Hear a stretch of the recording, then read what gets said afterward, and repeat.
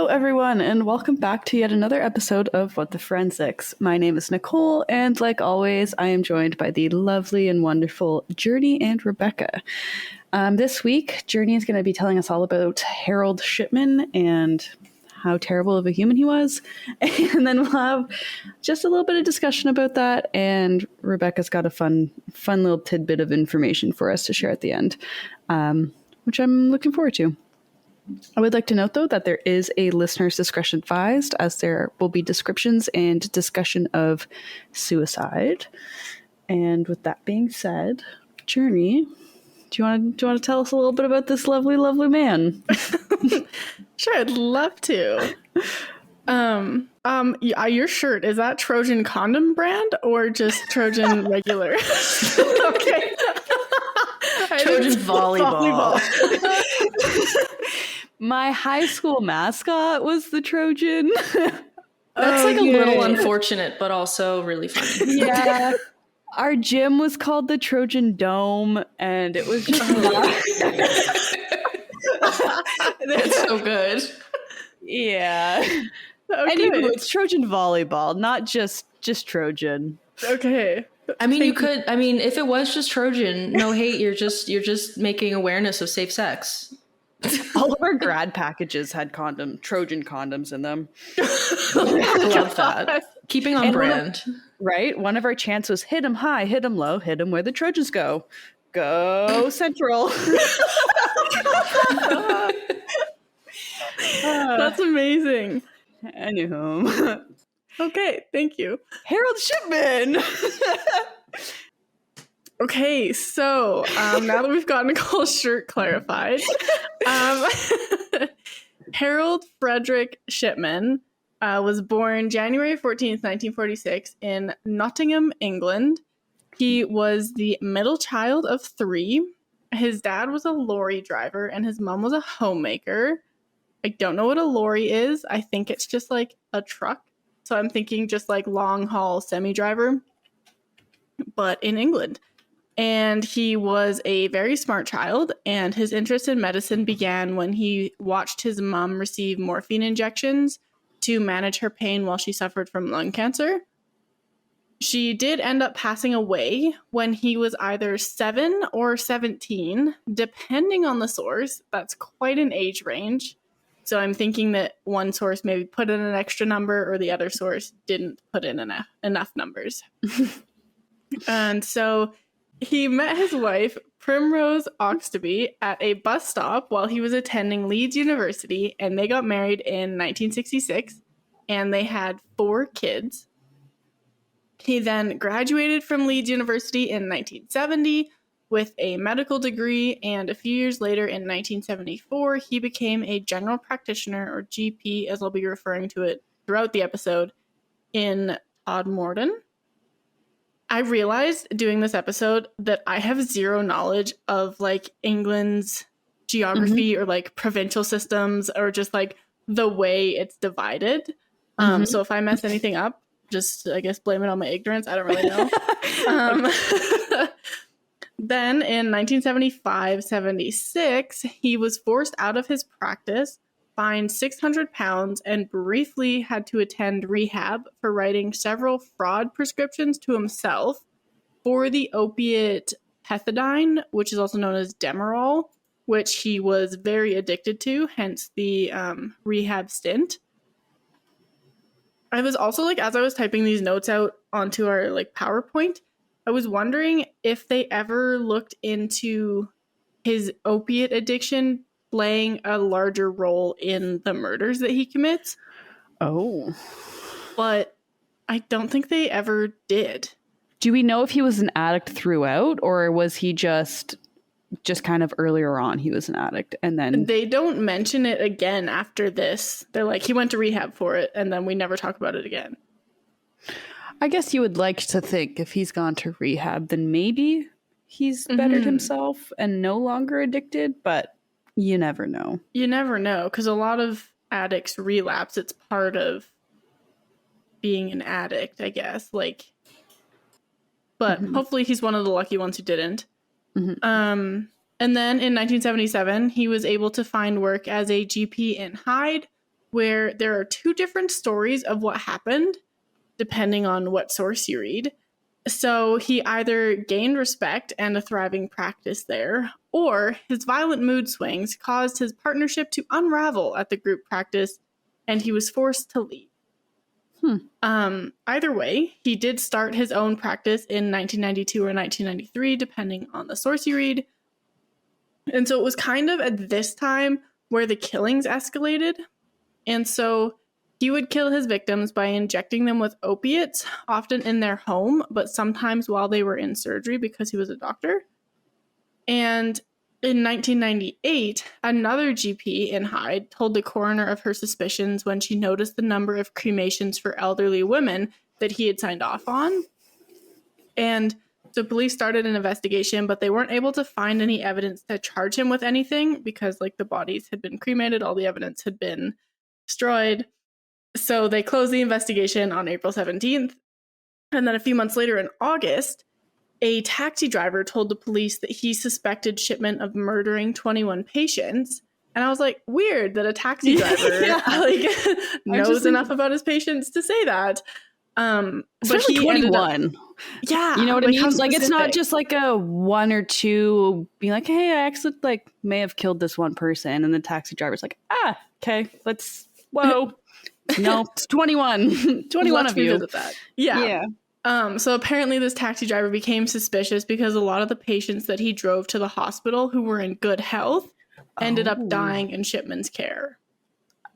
Oh, honestly, I think this is just my privilege speaking, but I can't imagine taking a taxi to the hospital. Yeah. But I feel like taxis are pretty common in... Yeah. And like a lot of his patients were quite elderly, so perhaps they couldn't drive. This is true. And then I was thinking like perhaps this taxi driver was driving Shipman to their houses, but then how would he know if they were in good health or not? I'm not sure. Yeah, and I guess how would he know though that they were in Shipman's care? Like if they were driving them to the hospital, there's more than one doctor there, more than one GP. Yeah, unless they were driving it to like his practice, like his personal practice, because he just had like a single doctor personal practice. But yeah. So that same year, 81-year-old Kathleen Grundy, who is one of his patients and the former mayor of Hyde, was found dead in her home shortly after he visited her. And so her family was very suspicious, not only because she was in good health, but because she had written a will that gave her entire estate to Shipman and nothing to her family. What? Yeah. So the will was typed out on a typewriter and read, quote, "I give all my estate, money, and house to my doctor. My family are not in need, and I want to reward him for all the care he has given me and the people of Hyde," end quote. And with her like signature at the bottom. And Shipman also was like, she doesn't need an autopsy because she died of old age. And so they later learn that Shipman had written the will and forged her signature. Shocker. So that's whack. She did not, in fact, die of old age. No, she did not. And so her daughter, Angela Woodruff, was concerned when she learned that there was a will that didn't include her or the rest of their family. So she went to the police and had an investigation into him started into him. I wasn't really sure how to phrase that. But it was started looking into him. It works. And they exhumed her mother's body and found traces of diamorphine or heroin that is used for pain control in terminal cancer patients. And Shipman claimed that Grundy was an addict and showed them comments he had written about it in his computerized medical journal. And police later found out that those entries had been made after her death. So he went in and changed what he had written about her leading up to her death to make it fit how she died. Yeah. Mm-hmm. And Shipman was then arrested on September 7th, 1998. And they found the same typewriter that he used to write her will in his house. Which I think it's so cool that you're able to tell what kind of typewriter wrote. I was just going to say, like, how does one know? Because it makes me kind of think of document examination, and you could kind of match the keys and maybe any unique variations of the keys to the typeset, but I don't know. Yeah, and I don't know if like this specific typewriter was like fairly rare or fairly common. Like, did she have one? Or, yeah, I don't know. Maybe it was a divine rival type situation. Yes, an enchanted typewriter. Yeah. They just asked, and there was like, oh, belonged to a serial killer, actually. Yep. That's just how it works. Yep. So there is a theory that he forged the will because he wanted to be caught, because like his life was falling apart and he was like tired of killing people but couldn't stop, or because he wanted to retire and leave the UK with her money. She probably had a lot of money then, I assume. She was also the mayor. Her estate added up to like £386,000. It's like a good chunk. Yeah, decent money. A decent amount, yeah. Just for free. I'd be okay with that amount. Exactly. And so the police looked into other deaths that he had certified, which was an additional 15 cases at this time. And with these cases, they learned that he had a pattern of giving lethal doses of diamorphine, signing their death certificates, and then falsifying medical records to indicate that they had been in poor health. And additionally, an abnormally large number of deaths occurred around the same time of day, which was while he was like on his afternoon visits and his patients were like in his presence. So it kind of became pretty obvious what was going on. And his trial began on October 5th, 1999, where he was charged with the murders of 15 women by lethal injection of diamorphine between 1995 and 1998. And so these women's names were Marie West, Irene Turner, Lizzie Adams, Jean Lilly, Ivy Lomas, Muriel Grimshaw, Marie Quinn, Kathleen Wagstaff, Bianca Pomfret, Nora Nuttall, Pamela Hillier, Maureen Ward, Winifred Malore, Joan Malia, I don't know why that one was hard, Kathleen Grundy, who we already know about. She kind of jump-started the whole investigation into him. I will say, those are all very English names. Mm-hmm. Very English names. I was reading through them and I was like, all of these names are old women. Like 100%. Oh, yeah. Old English woman. Yes, very much so. Nora Nuttall? Yeah, you know she's like 80, 85. Right. On January 31st, 2000, after 6 days of deliberation, the jury found Shipman guilty of 15 counts of murder and 1 count of forgery. He received 15 life sentences plus 4 years for the will forgery. In 2002, the Home Secretary agreed that the whole life tariff was appropriate, which just means that he was not eligible for parole. But I just like how it was called. 11 days after his conviction, he was struck off the medical register, which I think just means that his medical license was removed. And while he was in prison, he apparently became friends with Peter Moore, who is another serial killer. So that was interesting. He maintained his innocence, even though there was mounds of significant scientific evidence against him. And even his wife maintained that he was innocent, even after his conviction. Side note, apparently there's also a Peter Moore that is a shoe designer who was a creative director at Nike and Adidas. Oh, that's an unfortunate name to share with a serial killer, especially if you're famous. Something I just find weird about this is that it took 11 days to get his medical license revoked. So within those 11 days, could he have reasonably been a convicted serial killer and also be practicing legally?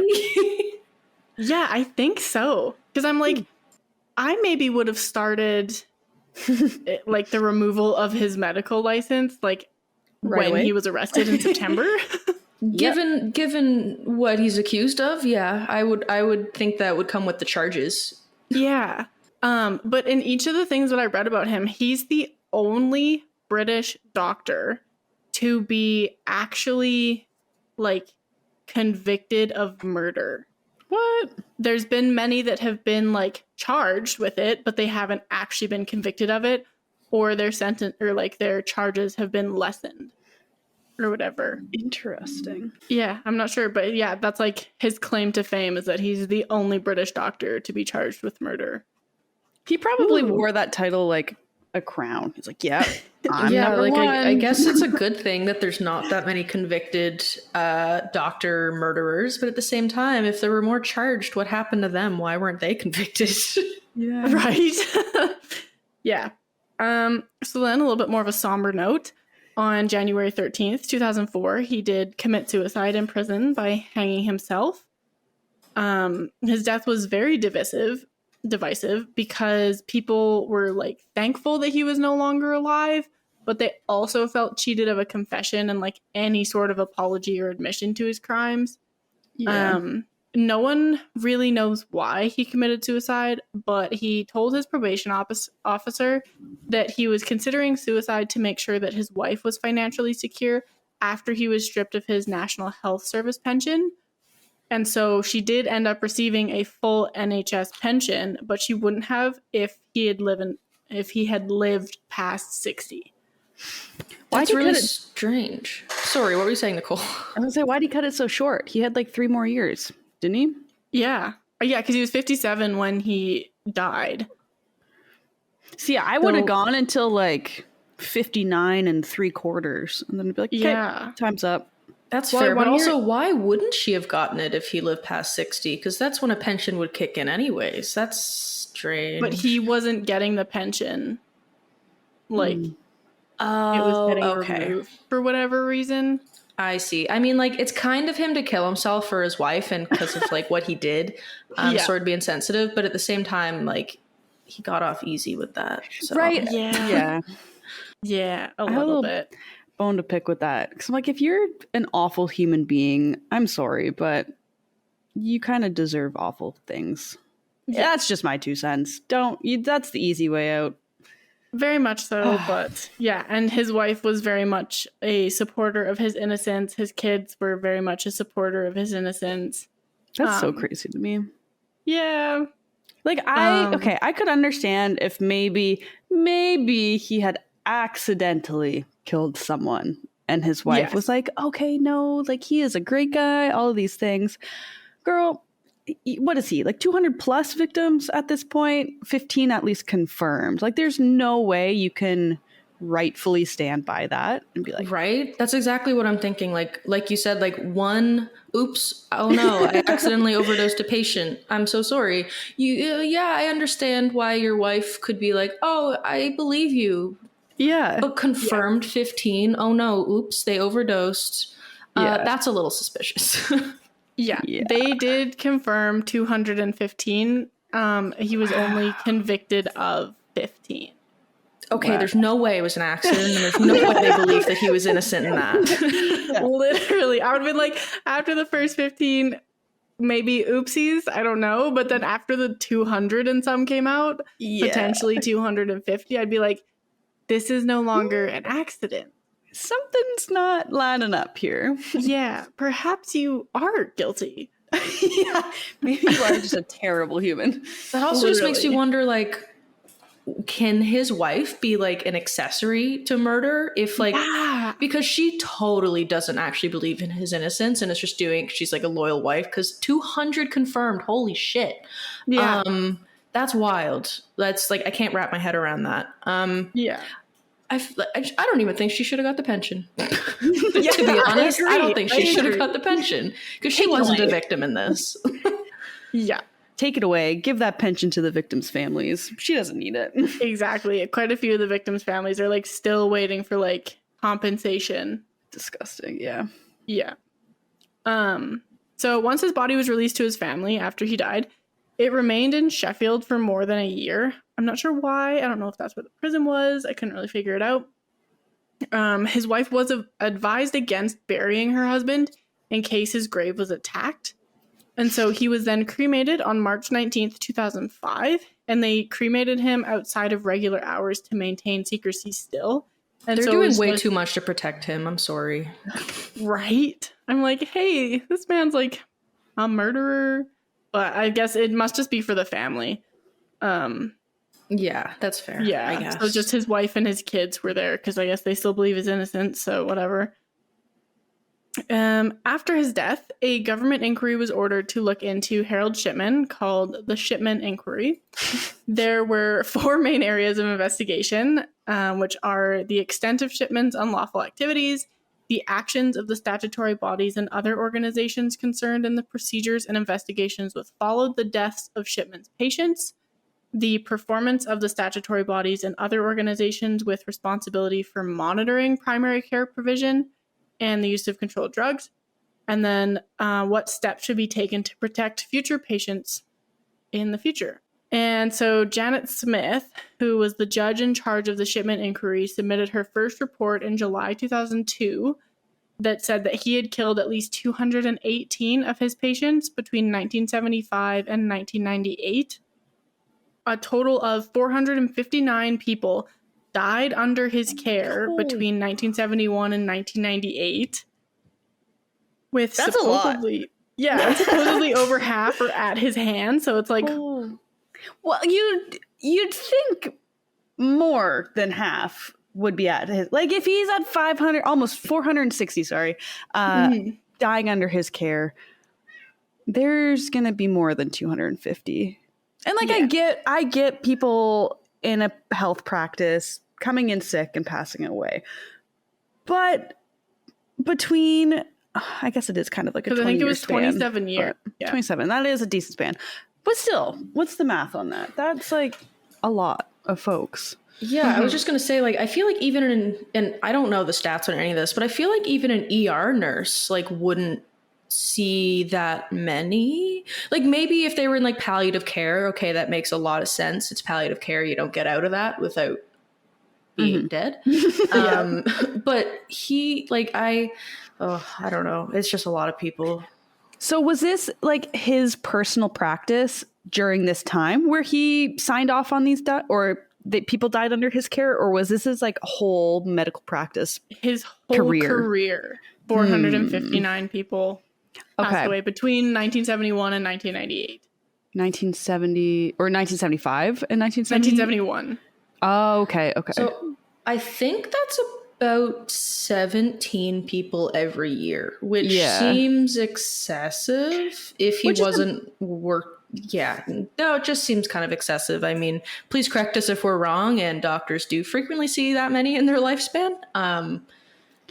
Because that's at least one a month, which, I mean, makes sense. Add a couple here and there, but I guess, but I don't know. That just seems like a lot.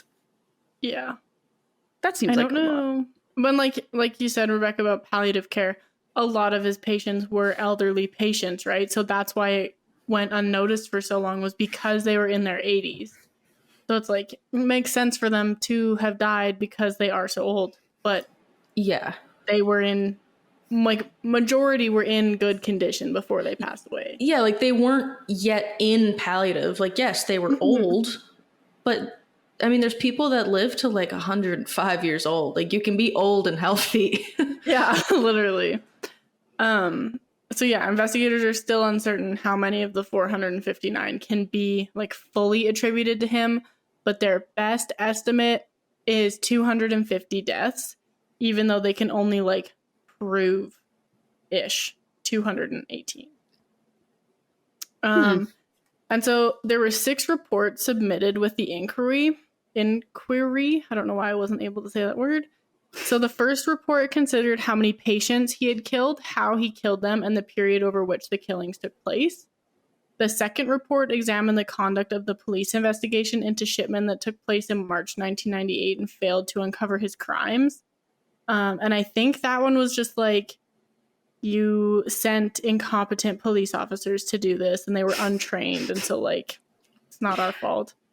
How many times do we hear that though? In an investigation, in all honesty, the amount of times where it's like, they were just incompetent police. We're like, okay, well. Yeah, then maybe something should be done about them if they're incompetent at their job of protecting people. Yeah, I was having a conversation with Bryce about this the other day, and I was talking about like my low faith in police officers, and he was like, no, I think you just hear the extremes. And I was like, I have a 4-year degree in just like police officer incompetence, And I have spent 71 episodes where in every single episode a police officer has been incompetent. Yeah. I think I maybe know. We've got some good data to back that up. We've got some data. Yeah. I was like, I'm not just walking in blind. I kind of have some like stats to back up my thoughts here. The third report considered the system for death and cremation certification and the investigation of deaths by coroners, as well as the conduct of those who had operated those systems in the aftermath of the deaths of Shipman's victims, and included recommendations of changes based on what Janet found, which I talked about a little later on. The fourth report considered the systems for the management and regulation of controlled drugs, as well as the conduct for those who operated those systems, with recommendations for changes going forward. Because like we saw earlier, he had gotten in trouble for prescribing drugs fraudulently. So it's the same kind of thing. Like, not only was he killing a lot of people, he was also taking out a ton of drugs to do so. Yeah. The fifth report considered the handling of complaints against general practitioners, the raising of concerns about GPs, the General Medical Council procedures, and its proposal for revalidation of doctors. And so this one also had more recommendations for change.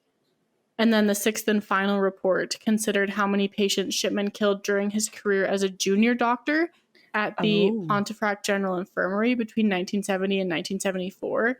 And one death includes a 4-year-old. So he was killing even then. Supposedly then, yeah. Yeah. That seems odd, though. I would say if it's a 4-year-old, that just seems very not, what would you say, not in line with his other practices. I guess this is before he actually delved into it, so who knows? But yeah.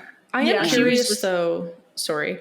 I was going to say, I am curious, unless you're going to say, which I don't think just based on reading, like how many deaths he was involved in as a junior doctor. Because I wonder, like, if there's a threshold, you know, of how many deaths you can witness as a junior doctor before, like, before being like, okay, you've been involved in all of these for some reason or another. Like, that's a little weird as someone who's still has junior in their title.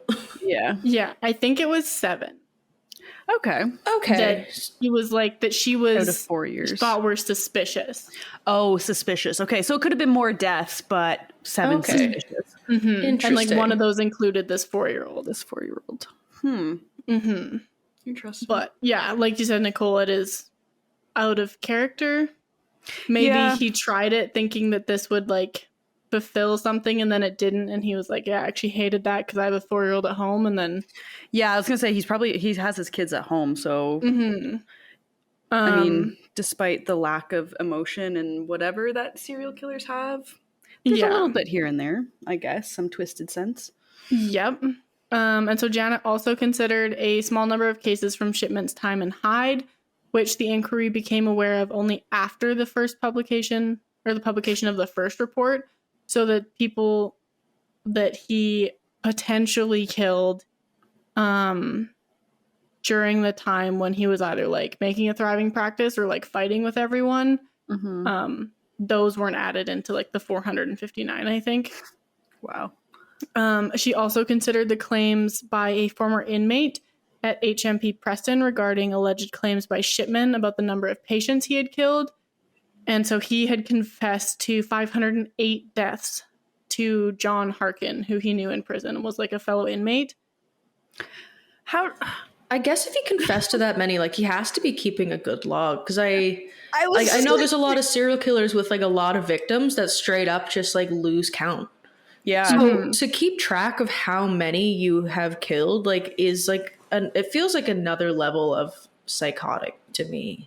Well, and I was thinking like this 508 might not have been all that he killed, but all deaths that were like witnessed by him kind of thing. Because like if 460 people died in the 27 years like under his care, you add on another almost 50 in the years that weren't taken account for. And like maybe he's feeling like huge remorse or something. I don't really know.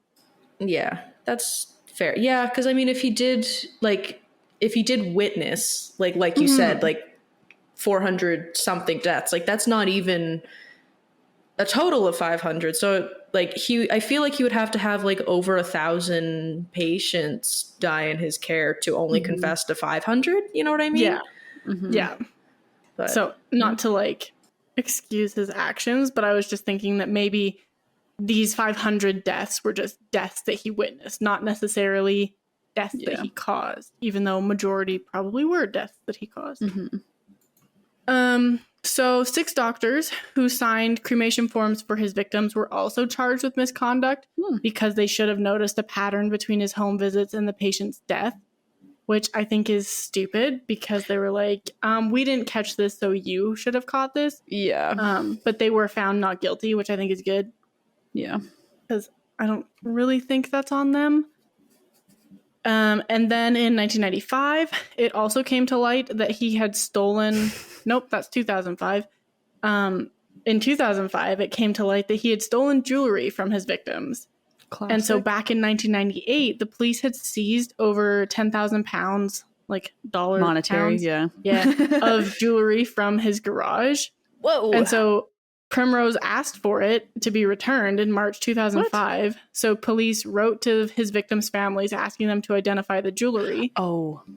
And by the sounds of it, only one piece got returned to its like rightful home because they were able to like provide a picture of it. Yeah. And the rest was returned back to Primrose. And then whatever she didn't identify as hers was auctioned off with the proceeds going to victim support. So she didn't get to just keep the victims. Okay. I reacted too soon. That's a lot better. I was like, there's no way she got to keep that. Well, as I was writing it out, I was like, are you serious? Yeah. I first read that too. Like my first reaction was when it said Primrose asked for it to be returned. I thought she wanted it back to herself. Yeah. I was like, whoa, girl. No. You're already getting a pension. That's a little greedy. Yeah. You don't get a pension and the jewelry. My goodness. Yeah. So, she identified like 66 pieces as hers. And so then the other, I don't know. I was like, whatever. Or half of them. I don't know. Anyway. So there was a memorial garden to his victims opened in Hyde on July 30th, 2005. And it is called the Garden of Tranquility.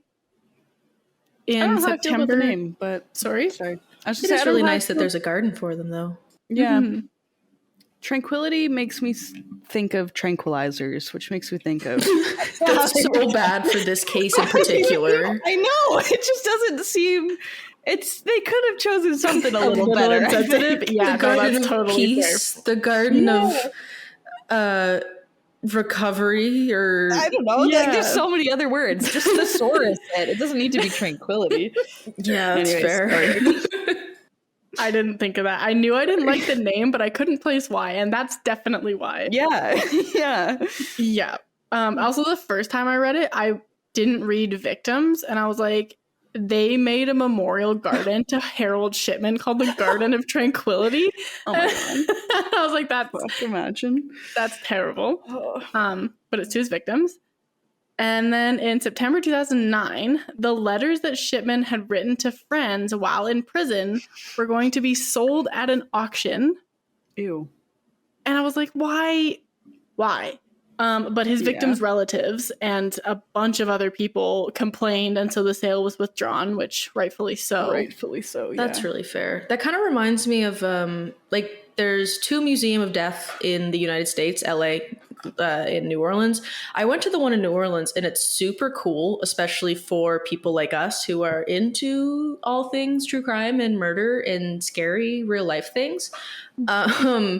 But at the same time, like, it's really eerie to look around and just read letters that, love letters that Jeffrey Dahmer wrote to, like, his fans in jail. Because, they have letters from, like, John Wayne Gacy and, like, a bunch of others I can't obviously remember right now. Just, like, up for display to look at. And I'm like, I'm uncomfortable. Like, I can't believe... Like, I hope victims got something, like, if they paid for these, I hope victims got something from the profits. Because it's quite eerie to go somewhere where a murderer has touched everything in there. Yeah, no doubt. Ooh, that'd be spooky. I was watching something the other day, and John Wayne Gacy was his neighbor, and he was like he was also kind of creepy. Yeah, I know what you're talking about. What was I don't know if it was a neighbor, but they were like friends and they had interacted, had they not? Yeah. Was it? Like, oh, is it? Did you guys see the Quiet on Set documentary? No, but that is definitely where it was because it was a TikTok that we saw. Okay, because I didn't see the TikTok and I also haven't seen the show, but I did find an article from Chicago, NBC Chicago, that's former Nickelodeon child star alleges connection between producer and Chicago serial killer John Wayne Gacy. Yes, that's it. Yes. Okay, yeah, it. Yeah. Okay, wow. Sorry, Gypsy's bad. It was not you. It was like Dan Schneider or like Brian Peck or whatever. Those two terrible people. I was going to say we should do an episode on Dan Schneider, but we shouldn't because I want to throw up every time I hear his name. Yeah. It was definitely Dan Schneider. Yeah. I'm a disgusting human being. Yes, facts. Okay, so now that we have that figured out, back on topic. Let's go. How long does it take 3 girls with ADHD to research a topic? It's actually just like super sleuthing detective skills from 4 years of forensic science. It's not ADHD. It's not hyper focused. No. We're just really good detectives. So within the Shipman inquiry, there were recommended changes to the General Medical Council, and other changes include a reluctance to overprescribe pain medication, which kind of resulted in underprescribing pain medication, so they still kind of got to work out the balance in that. Mm-hmm. They recommended a change for a movement from single doctor general practices to multiple doctor general practices, so there's more monitoring of doctors' decisions. That's a good idea. Yeah. I agree. I think that was a good call. Sorry? I just said I think that's a good call. Mm-hmm. Yep.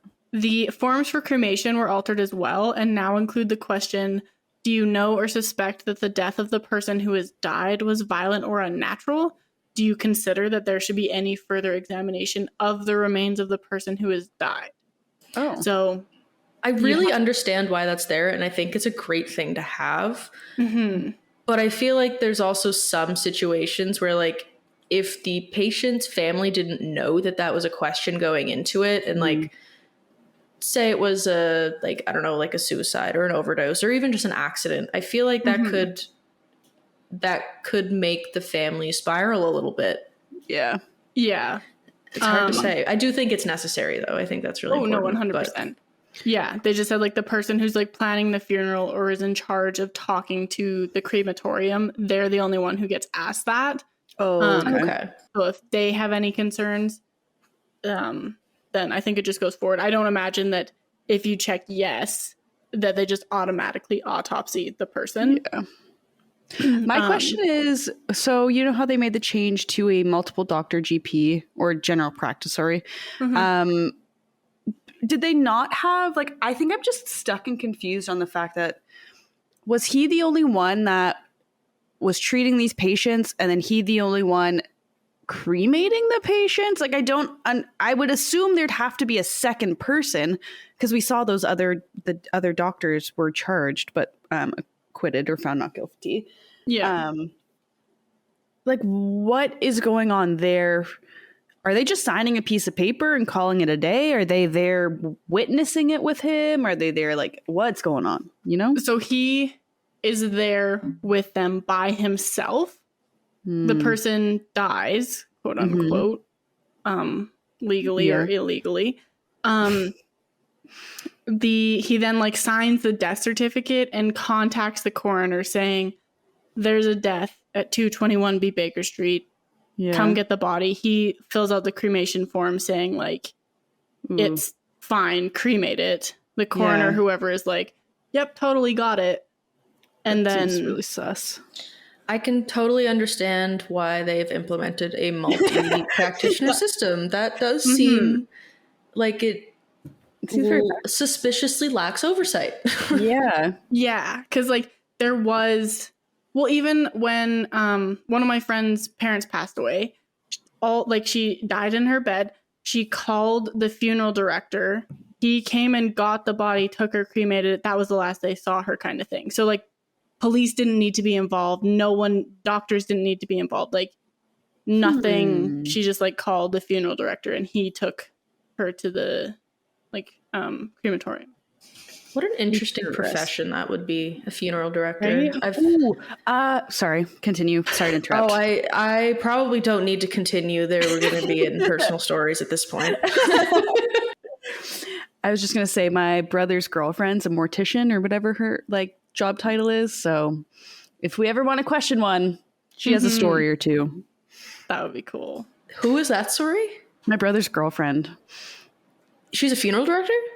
I don't know if funeral director would be her title, but she works with that kind of stuff. Yeah, she's at a funeral home with the dead bodies and embalming them and stuff like that. That's so interesting. My godfather's wife does something very similar. She's not the director, but she prepares them for like open casket and stuff like that.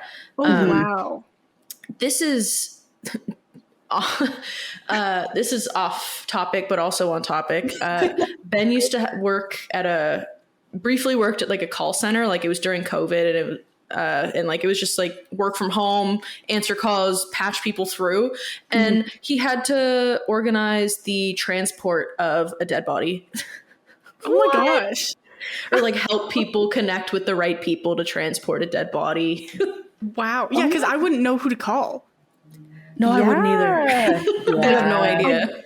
Do I call 911? Like they just died in their sleep? That doesn't feel like it's not an emergency. 911 emergency. Yeah, like do you call a non-emergency line? Like that's what I would think. Do you call the medical examiner? No, because I guess you don't. I guess the police would call the medical. I don't know. But if it's just a natural death, then like what do you do? I don't know. I've never had to think about that. Maybe we should figure that out. So God forbid. Heaven forbid something happens. Yeah.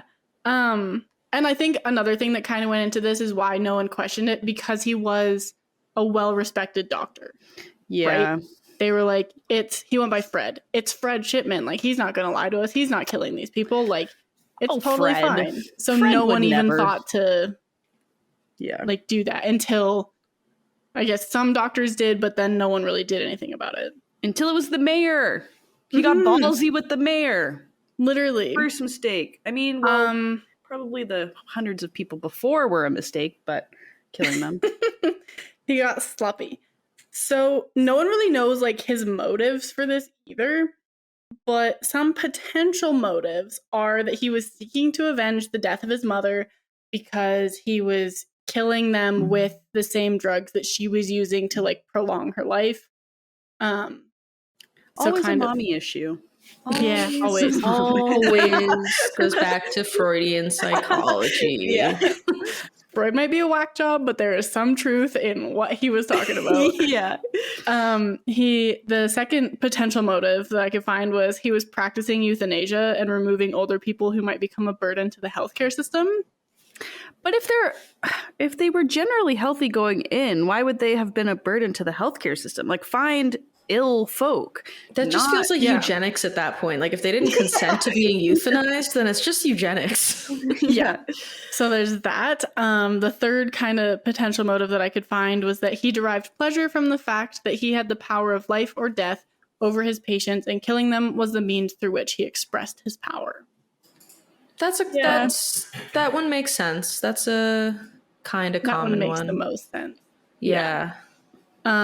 Financial gain didn't appear to be a motive, even though he did change the will of one of his victims. That was just kind of like an outlier. That was really dumb of him. I know we spoke about this a lot earlier, but like that was just really dumb of him if he didn't want to be suspicious or wanted to stay under the radar, should not have touched anything financially. That makes it so much worse. Yeah.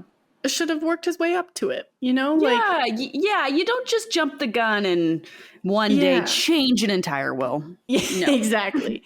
I'm not saying you should do that, I guess. Investigators are still asking themselves how such a large number of deaths could have occurred with no one asking questions. Yeah.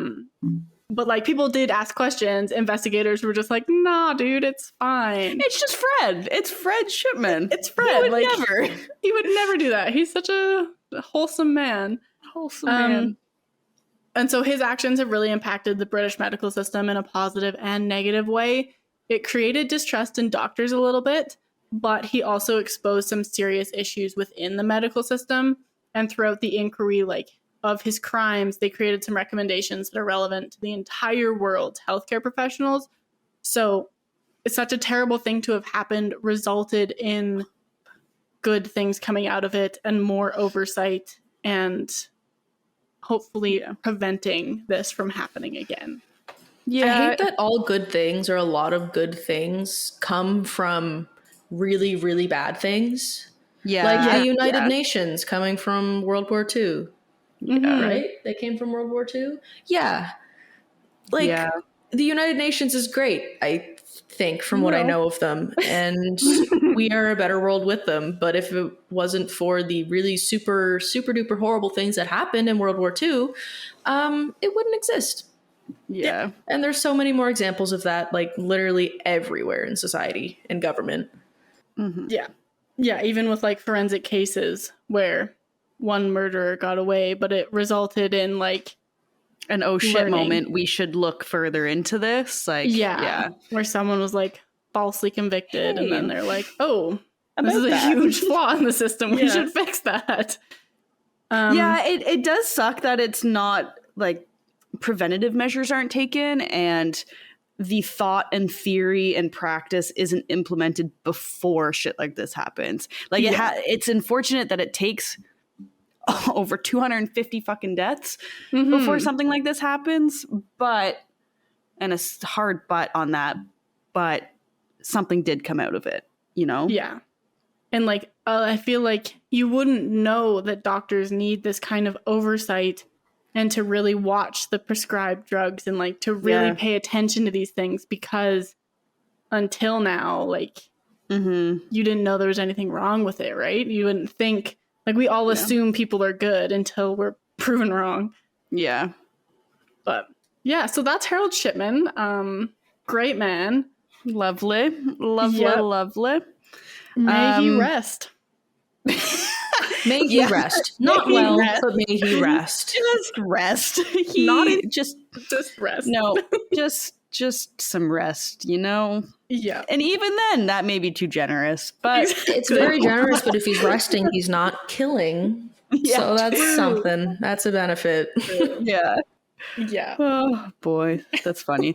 I was telling Journey, too, the photo of Harold Shipman, very much, if you Google him, and I'm sure you'll see him on our post that we will make of this episode, he very much reminds me of Good Will Hunting, Robin Williams doctor character dude. I just looked up his picture, and that was like the first one that came to mind. Yeah, he's very... He Very looks Good Will Hunting. like he would be...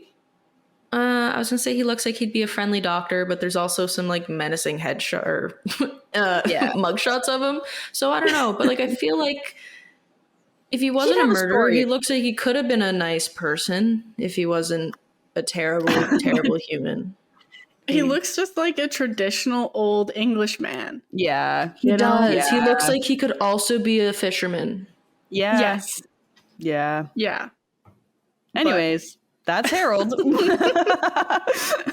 Good old Freddy boy. Good old Freddy. My God. Well, thank you very much, Journey, for enlightening us and teaching us all about Mr. Freddy Shipman. Also, where does Freddy come from Harold? Why is It's that his middle name. Oh, I missed that. Because Okay. his dad makes was a lot also more Harold sense. Shipman, so he just like went by his middle name. A little But I didn't really know how to like word that in nicely. Okay. I thought it was very much like a Richard Dick situation where I'm like, where does that... Anyways, that's Freddy. That's Harold. Rebecca, do you have some fun information for us that you would love to share?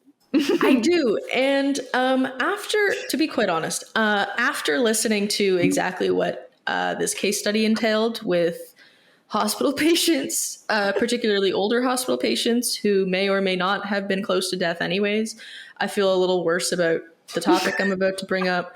But I thought it was kind of really nice in a slightly morbid but kind way because it's animals. Oh. Okay. Have you guys ever heard of Oscar, the therapy cat? No. I've heard of like therapy animals. Okay. Okay.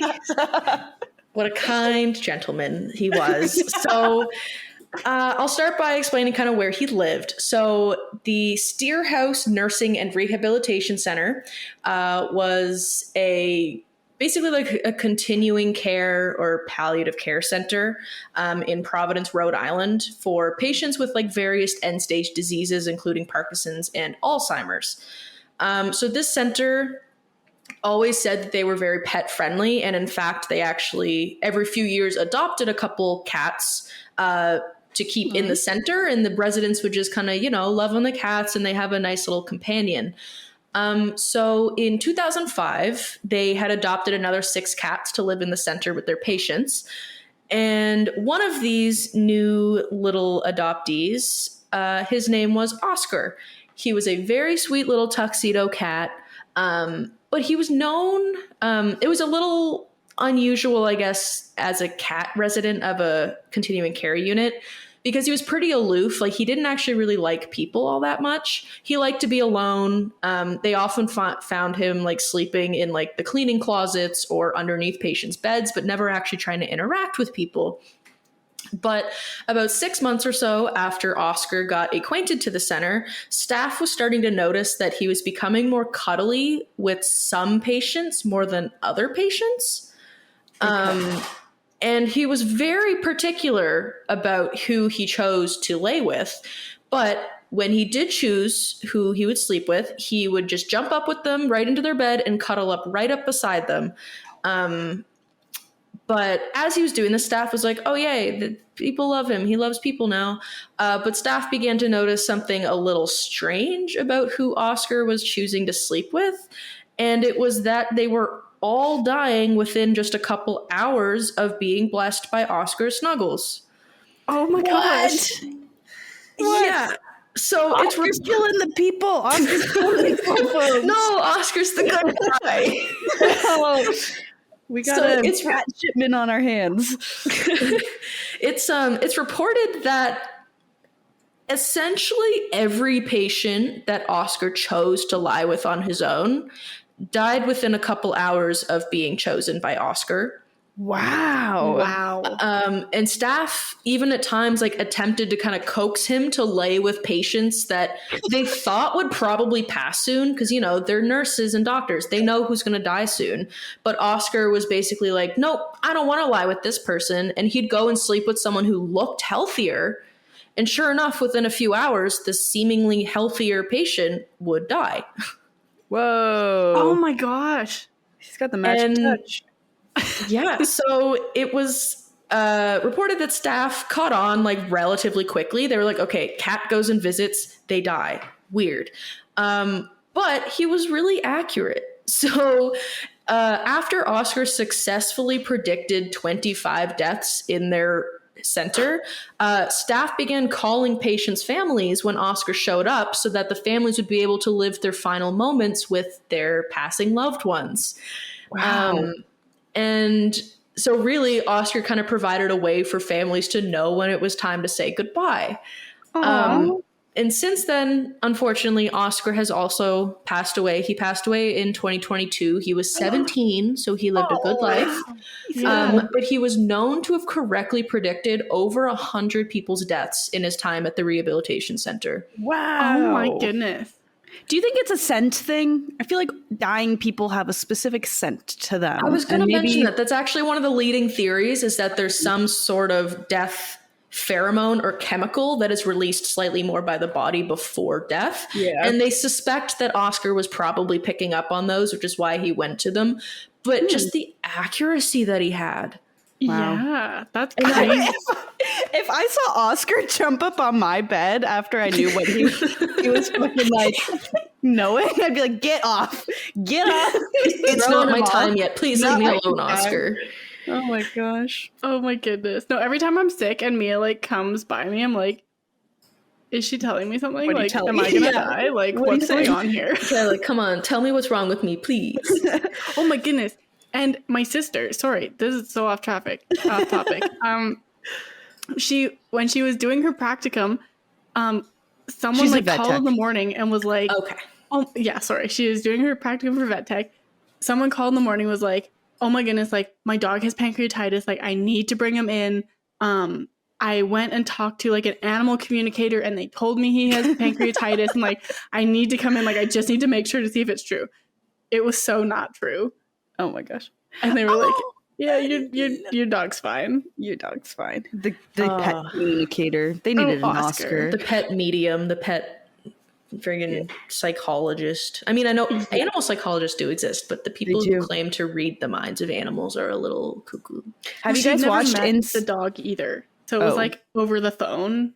Oh, yeah. Love that. That's even more accurate. Oh, interesting. Have you guys seen Inside the Mind of a Cat? That documentary on Netflix? No. Yes, it's so good. It's so nice. Journey, you gotta watch it. You gotta watch it. You would love it. Yeah, I will. Oh my gosh. Oscar is such a handsome little boy. I know. So I know I said he's tuxedo. He's more like he is tuxedo in the sense that he's got some like dark color like spots, but he's mostly white. But he's more of like a tabby tuxedo. Like his dark colors are more tabby colored. Kind of calico-y, kind of whatever the one you just said, that one.